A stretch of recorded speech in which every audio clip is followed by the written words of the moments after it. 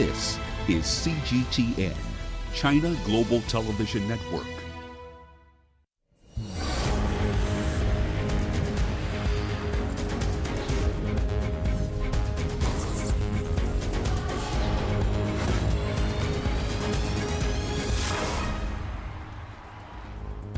The Cameroon 2020 Chan enters the last 8 this weekend with 4 semi-final tickets up for grabs. Held against the backdrop of a global pandemic, the African Nations Championship tournament has had its fair share of thrills, spills and COVID-19 testing controversy. The reinstatement of Ahmad Ahmad as CAF president has also added a new twist. Tonight's Sports Scene takes a look at the 2020 Chan and other stories making headlines in Africa. Hello and a very warm welcome to you wherever you're joining us. This is Sports Scene on CGTN, the home of African sports news from across the continent and beyond. I'm Mahia Mutua. Also coming up, landmark South Africa tour brings Pakistan back from international cricket isolation. And Kenya rally ace Karan Patel revved up for 2021 Safari Rally as event returns to the WRC calendar. Welcome to the program. Now, in a surprising development in African football, the Court of Arbitration for Sport has reinstated Ahmad Ahmad as the president of the Confederation of African Football. The decision, however, does not affect the FIFA ban on Ahmad's candidacy for the CAF presidential elections, with his appeal on the same set to be determined by CAS on the 2nd of March. That's 10 days before the polls. Adel Makhroui brings us this story. The Court of Arbitration for Sports has temporarily restored Ahmad Ahmad at the helm of CAF. Fearing what it describes as irreparable harm, CAS reinstated Ahmad until a hearing is held on March 2nd. It will look into FIFA's accusation for him of violating its code of ethics and banning him from the CAF presidential election. It means that Ahmad is not 100% guilty, nor is he 100% innocent. We will have to wait for the Court of Arbitration for Sport's final decision whether it will cancel or uphold FIFA's ban on Ahmed. Meanwhile, CAS has rejected Ahmad's request to temporarily allow him to participate in the CAF presidential election. Though it appears to be unlikely, it is still legally possible for Ahmad to overturn both FIFA penalties. I think it is difficult for Ahmad to make any gains in the elections. There are 4 candidates. Each of the associations have started rallying for votes. His chances are diminishing, but if his name gets cleared 100%, we can't say Ahmad can't win. Ahmad's final hearing is just 10 days before the CAF presidential election. So technically, the entire legal process could see the voting deferred if Ahmad wins his appeal against FIFA. Adel Makhroui, CGTN, Cairo. Meanwhile, the quarter-final phase of the ongoing African Nations Championship in Cameroon kicks off later this evening, with holders Morocco among the favourites to defend their title. 8 teams will play over 2 days amidst concerns over the outbreak of COVID-19 at the tournament. Sadiq Shaban has more now from Douala. 16 teams arrived in Cameroon a little over 3 weeks ago for this tournament, and after 3 rounds of matches, that number has now been whittled down to just 8. The Democratic Republic of Congo football team is still recovering from a devastating blow inflicted by coronavirus. Over 12 players and 3 officials have contracted COVID-19 since the tournament began. But the team bravely beat Niger 2-1 last week in their last group game to qualify for the last 8, despite 5 players sitting out of that match with coronavirus, including the coach, who has now recovered. We have been isolating and testing since the team was hit with COVID-19. The latest round of testing has revealed negative results for us, including me. But we shall continue to take precautions and follow health protocols. On their part, host Cameroon have failed to impress their local fans despite qualifying for the last 8. The team has been accused of lacking ambition, lacking determination and being wasteful in this tournament, something that the management say they have addressed going into their match with DR Congo. That has been our reality, unfortunately. We are happy to make changes and corrections as soon as we notice gaps and opportunities, because Cameroon people are looking up to us to not only win our matches, but progress to the next round of this tournament. So here's the tournament business phase at a glance. Mali will play Congo on the first quarterfinals on Saturday before DR Congo play Cameroon in the second match of the day. On Sunday, holders Morocco will face Chipolo Polo of Zambia before Guinea square it out with Amavubi of Rwanda. Now, very few fans will be allowed to watch these matches here over the weekend due to restrictions placed in place by local health officials scrambling to contain the spread of COVID-19. Sadiq Shaban, CGTN, at the Japoma Stadium in Douala, Cameroon.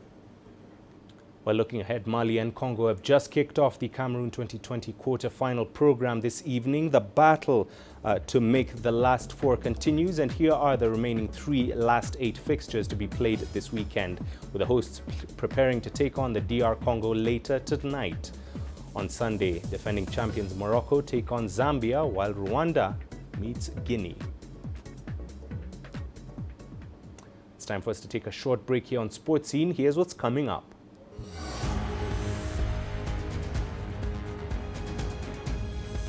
Landmark South Africa tour brings Pakistan back from international cricket isolation.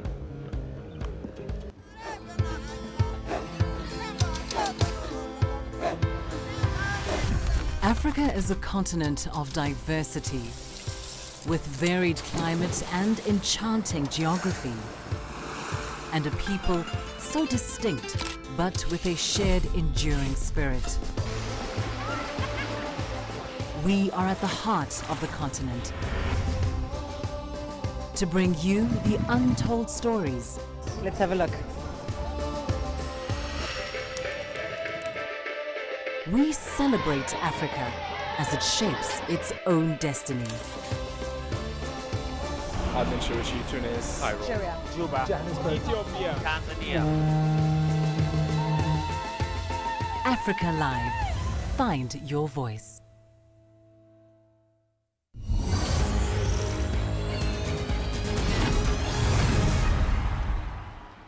Now, Pakistan has welcomed back international cricket to its borders after many years of political turmoil and being forced to play at a neutral venue in the UAE.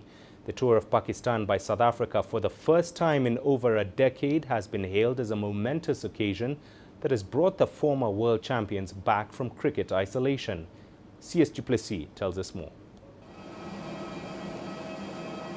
The South African cricket team has established itself as one of the most resilient sides in world cricket. Their never-say-die attitude, combined with a plethora of talented players, have seen the Proteas carve out a formidable reputation since readmission to international cricket. That's why the decision to tour Pakistan after 14 years has bolstered their international standing. It's massively significant. If you look back at the rich history of series between South Africa and Pakistan, they've been very closely fought encounters, and we've only played over there 3 times before, and the last time going back to 2007, I mean, if you look at the playing personnel that took part back then, it was 2007, the starting 11 featured just one player who's still currently playing, and that's A.B. de Villiers. So most of the players have never been to Pakistan, never mind toured there, so it can only add to their experience and also their skill level. It's a tough place to tour, it's a tough place to play. And this, without a doubt, South Africa welcomes it. 70-test veteran Daryl Cullinan, who toured Pakistan on 3 previous occasions with the South African national team, is doing commentary on the series and believes it is a landmark occasion. In terms of cricket as a whole, it's great for world cricket, and even better for Pakistan cricket. There's nothing like playing a test match at home. They've been playing they've used the UAE as their home venues. But to be able to be playing here, again, sadly, not in front of a crowd. Well, let's hope that changes. National coach Mark Boucher is under no illusions as the tour goes on that his charges will need to be at their best to leave the subcontinent with a series victory. We're expecting the best of Pakistan to come out. As I said, they're a young side. They've got a lot of guys who haven't played a lot of Test cricket, so we can test them in that sort of department. But yeah, the unpredictability of Pakistan will always be there. Cricket needs a strong Pakistan, and cricket needs Pakistan to host matches once again. Full credit to them. They did so for over a decade, playing in a neutral venue over in the UAE, and while doing that, they still managed to climb to the top of the rankings, albeit temporarily. So incredible achievement that, but now they are back home. And well done to South Africa for taking the leap and going over there. Against all odds, the tour is happening, and it's brilliant for world cricket. The historic tour to the subcontinent has given cricket fans across the world, regardless of which team they support, a major lift at a time when there's not much to feel good about. But if the contest of the first encounter is anything to go by, the series promises to continue to captivate millions of viewers who are glued to their screens to watch some good old-fashioned test cricket between two proud cricketing nations. CS2 CGTN, Centurion. Now, last month, the sports fraternity in Uganda woke up to the shocking news of the murder of a national boxing champion. This was during an election period that almost split the country. Leon Sinyange takes a look at what lies ahead for Ugandan sports amid a global pandemic. A mural dedicated to a national boxing champion. Zebra Sinyange was gunned down in this Kampala suburb by security operatives days before the country's national election. His son knows too well his late father's love for boxing. He's someone who understood boxing and fell in love with it, and he made it his one true goal and one true love. So he very much loved boxing, he very much wanted people to come into boxing. Zebra is not the only boxer to come under the wrath of the country's political tide. Two former world boxing champions, Justin Juko and Joe Luwega, were arrested because of their involvement in politics. Many young boxers continue to live in fear. It's so unfortunate that some of our people lost their lives. Others have been kidnapped or incarcerated and all these things with no charges and all these things. All because they support who they support or they don't support who they don't support. So us as a federation, this has affected us big time. Because it has caused trauma to the federation, to the people involved in the sport. That's been the sad tale of boxing over the past months. Local boxing may have been the hardest hit during Uganda's election period, but other sports are also grappling with uncertainty, and it may take a long time before they resume competitions. The COVID-19 pandemic put a stop to sports activities in the country. A volatile elective period too offered no assurance for sports to continue. Besides the election, COVID still remains here and the restrictions are still there around sport, so you won't see a lot of action happening. Now may be the calm after the political storm. Exactly how sports activities will be allowed to resume will be based on guidelines provided by the National Council of Sports. For any sports to resume, the basic must be met, and this is the government demand for, like, talk about the PPEs, sanitizing of the venues and equipment to be used, and also now designation of points where some of these events will take place. It will become mandatory. Football and rugby have started taking to the field. For boxing, it's going to be a slow recovery from December's shock. Leon Sinyange, CGTN, Kampala, Uganda. An 8-year-old boy in Ghana has set a record by becoming the first in the country to win the Africa Under-9 Chess Championship. Dave Achiampong hopes to become a grandmaster in the future, and his coaches say he has great potential in the sport. Nabil Ahmed Rufai reports from Accra. Dave Achiampong started playing chess at age 4.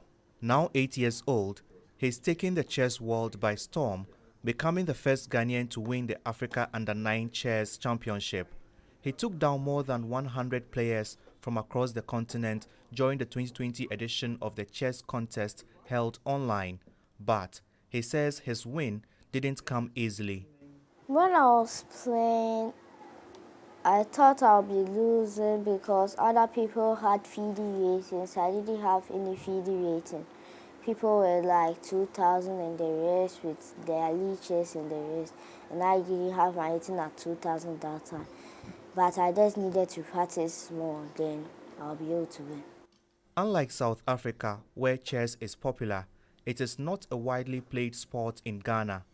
Dave's father, a chess coach, introduced him to the game. and his love for capturing pawns and checkmating kings continues to grow. I like chess because it's a mind game and you can beat bigger people easier than any other sports, and it's also fun. Dave will represent Africa in the World Schools Individual Chess Championship in Greece in May. He is expected to meet stiff competition from participants from the US, Canada, and India. Most of them are much stronger because of the support they get, but it's not the case for Ghana. But I believe that with what's going on now, with the attention we are getting because of one of us winning the chess, African Chess Championship, it will begin to change the narrative for Ghana chess going forward. And while they look forward to getting the support, Dave says he is not resting on his laurels. Dave wants to now perfect his strategies on the chessboard as he prepares for the next competition in May. His ultimate goal is to become a grandmaster. Until then, Dave says he will continue learning and drawing inspiration from the best in the chess game. Nabil Ahmed Rufai, CGTN, Accra, Ghana. You're watching Sports Scene on CGTN. Here's what's coming up after this short break.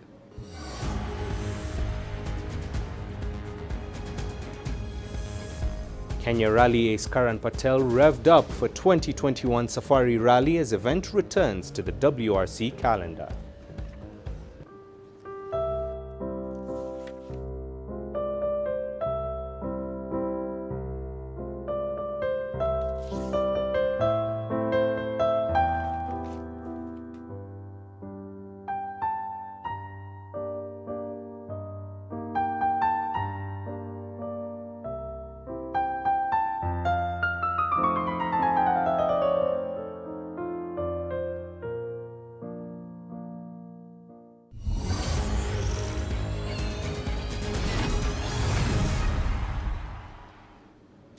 Welcome back. Let's jump into motorsport now. Karan Patel is one of the top local drivers aiming to race to fame when Kenya hosts the Africa round of the World Rally Championship, the Safari Rally, later this year. Hailing from a motorsport-rich family, Karan is revved up for the Safari after winning in Arusha last year. CGTN's Joy Kiruki Juma brings us more. Karan Patel's entry into motorsport was ordained at birth. His father was a co-driver and two of his uncles were drivers. But Patel's first love was not rally cars, but motorbikes. Initially, before rallying, what brought me to motorsports is actually the love of riding motorbikes and then getting into racing motorbikes. Well, that was in the year 2005 up to year 2012. And we managed to be the East African champions actually for motocross when I had just finished and then moved on to now studies. After studying in the United Kingdom, Karan returned with a new passion. His family supported his rallying dream and entered him in a WRC event. He is the only Kenyan driver to have taken part in a WRC event in the last 18 years. We went and did the Drive DMAC Fiesta Trophy, which involves driving two-wheel drive cars, specifically front-wheel drive, with it was a 1-liter turbocharged engine. So again, I went there thinking I was, a very, very good driver, but it was an eye-opening experience. I learned a lot from just being in an environment where there's World Rally drivers, World cars, World Rally cars, and then world-class drivers. Karan has been rallying consistently since 2014. He switched gears from a Subaru G68 to a Mitsubishi Evo 10, and now his latest top-of-the-range Ford Fiesta R5. This is true testament to his commitment to dominate Kenya and Africa. For me to get to the pace that the current top drivers are at today has taken some time. I still don't think I'm 100% there. We still have a lot, respectively, we have relatively, we have a lot to go, a long way to go, but, the likes of Boldy and and Kaltunda, they've been rallying for 4 or 5 times the amount of time I've been rallying. So I'll never have the same experience as them, but that's not stopping us from being as fast as them. After the Kenyan National Rally Championship was suspended due to COVID-19, Karan entered and won the Kilimanjaro Rally in Arusha last year. He's now looking forward to the WRC Safari Rally in July. Now we're Tosif, first rally. For him, it's his first win, so I'm sure he's very happy. And for me, it's my second win, both times in Arusha, but hopefully I'll get some more wins here in Kenya. So I really wish to be an African champion one day. And I think the WRC coming back will also help us raise awareness of our own team. Only if we finish in a very strong position, So we are looking forward to WRC, yes, for sure. We have an R5 vehicle, so we will be in the WRC2 category. Karan is one of the promising young drivers in the continent, and his desire to showcase his talent shines through his competitiveness and attention to detail. His mind is set on winning the African Rally Championship to follow in the footsteps of compatriot Manver Barian. Joy Kiruki Juma, CGTN. To Cameroon now for the story of a blind ex-international basketball star in the making who has become a sports educator and coach. At the age of 40, Junior Ntepe has surmounted adversity to become the well-respected coach of a major basketball outfit in the city of Douala. Mohamed Abubakar has more. With a cane in hand and a guide by his side, Junior Ntepe makes his way to training. Ntepe, who has been the head coach of the Douala Kingdom Association Club since 2019, saw his life changed forever 4 years earlier in 2015. While working in the restaurant industry, he suddenly lost his sight, rendering him fully blind without even an eye injury beforehand. I woke up one morning and my vision went black. People asked what really happened. Honestly, I don't really know, but it took just 3 hours, from 6 a.m. to 9 a.m., to understand and overcome the fact that I had gone blind. After that, I wanted to continue working, but people told me that it was impossible and that I couldn't work for anyone anymore. But I didn't listen to them, and I decided to move forward. Now facing a vastly different future, Junior dove headfirst into his passion for basketball, and his passion led him to become a sports educator. It was with great courage and determination that Junior decided to face his new life. When I lost my eyesight, I wondered how I could be useful to those around me. Since I loved basketball, I joined forces with 2 friends and we started coaching young people. At first it was difficult, especially for the players, but they didn't believe it. Even when we went to the authorities to ask for permission, they were skeptical. They wondered how a blind man could train young basketball players. But I convinced them during a training session, and that's how they gave us permission to train the youngsters at this field. Junior now coaches about 20 young basketball players aged between 8 and 20 in Bepanda, a district in Douala. 2 assistant coaches help him in his task, and according to all the members of his team, Junior is simply an exceptional coach. I really don't have the words to explain what Junior has done for me.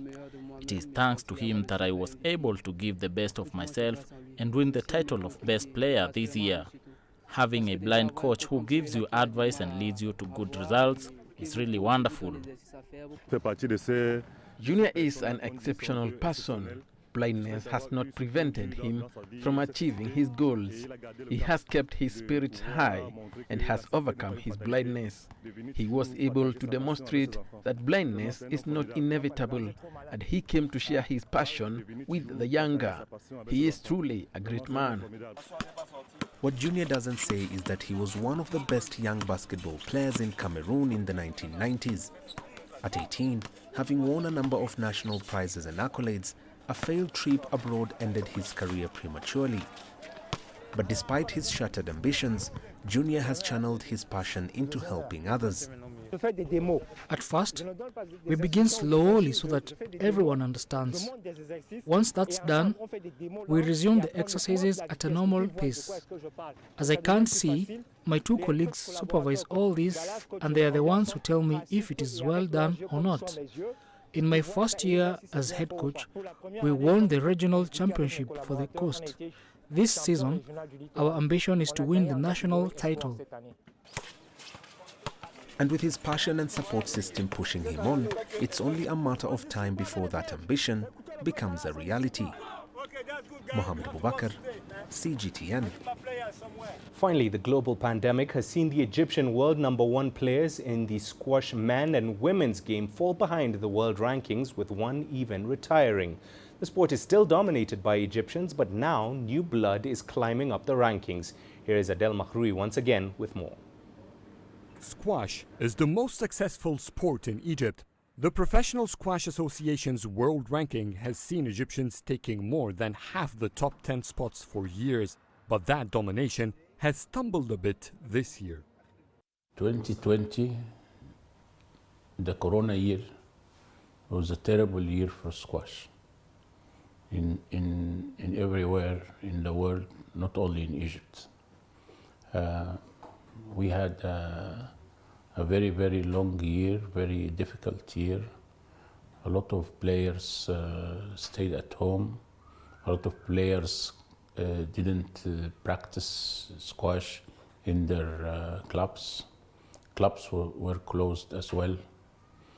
So standard technical, the standard of squash went down for a long time. World #1 Ranim El Weleli retired after announcing that she's pregnant. World #4 Noor El Tayeb is also expecting.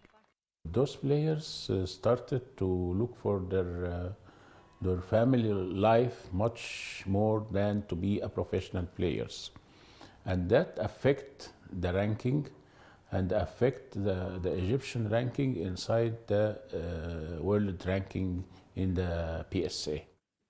In the men's world, Germany's top player Simon Rosner retired. That has bumped most of the top 20 players one rank up, which has helped Egypt to preserve men's ranking with a total of 6 players in the world's top 10 list, and more players are expected to jump on that list in 2021. In men, we have Mustafa Asal in boys, and we have Rawan Reda in girls, and we have Amina Orfi in girls.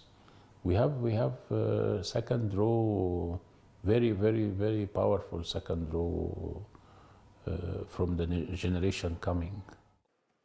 PSA has featured 10 promising players to watch out for in 2021. 4 of them are from Egypt.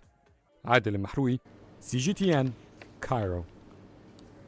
And that's it for Sports Scene this week. Do remember you can send your feedback to the contacts on your screen now and follow us on our digital media platforms. Thanks for watching. Before we leave, let's check out some of the best action from the 2021 Kenya Kitesurfing Cup that went down in Diani Beach in the coastal city of Mombasa.